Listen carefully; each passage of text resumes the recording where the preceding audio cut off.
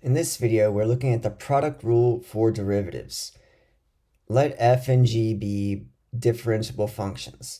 Then the derivative of f times g is equal to f times the derivative of g plus g times the derivative of f.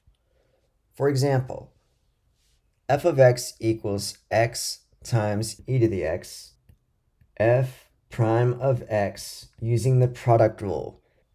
The first function, x, times the derivative of the second, e to the x, plus the second function, e to the x, times the derivative of the first, which is 1. This gives us x e to the x plus e to the x.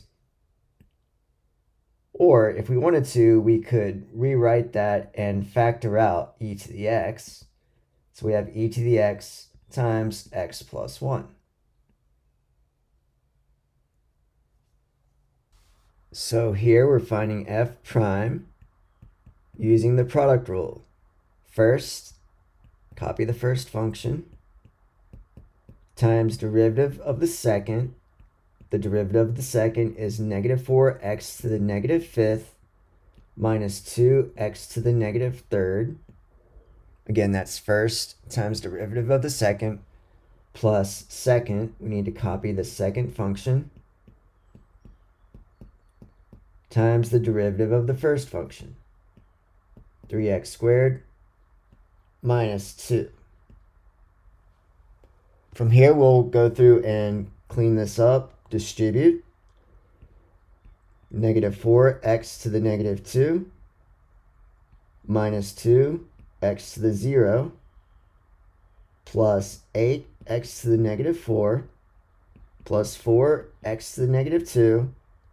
Distribute the second set of parentheses as well. 3x to the negative 2 minus 2x to the negative 4 plus 3x to the 0 minus 2x to the negative 2. Up next, we'll go through and combine any like terms.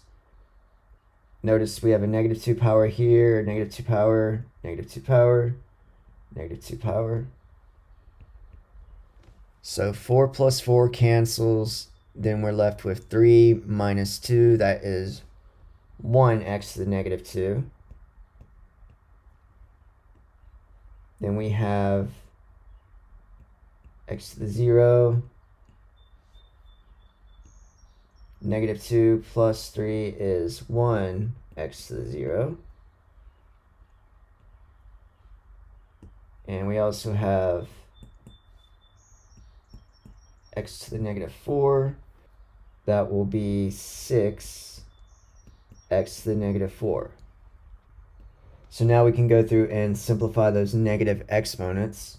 We have 1 over x squared plus 1 plus 6 over x to the 4th. And now we have f prime. In this example, we want to find f prime. But before we do that, notice that this second function has x times the square root of x. It might be beneficial to rewrite that using rational exponents rather than the radical. We can think of this as e to the x times x plus x to the 3/2 power. And now it might be a little bit easier to take the derivative. So we have first times derivative of the second function, that is 1 plus 3/2 x to the 1/2 plus the second function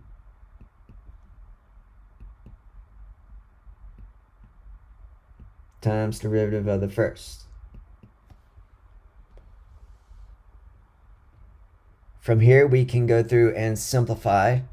Notice that both parentheses have an e factored out. So if we want, we can leave that e out and just push everything, all the other terms on the inside of the parentheses.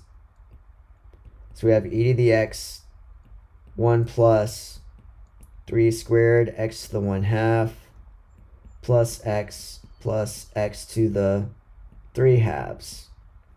and nothing inside the parentheses simplifies, so we have f prime.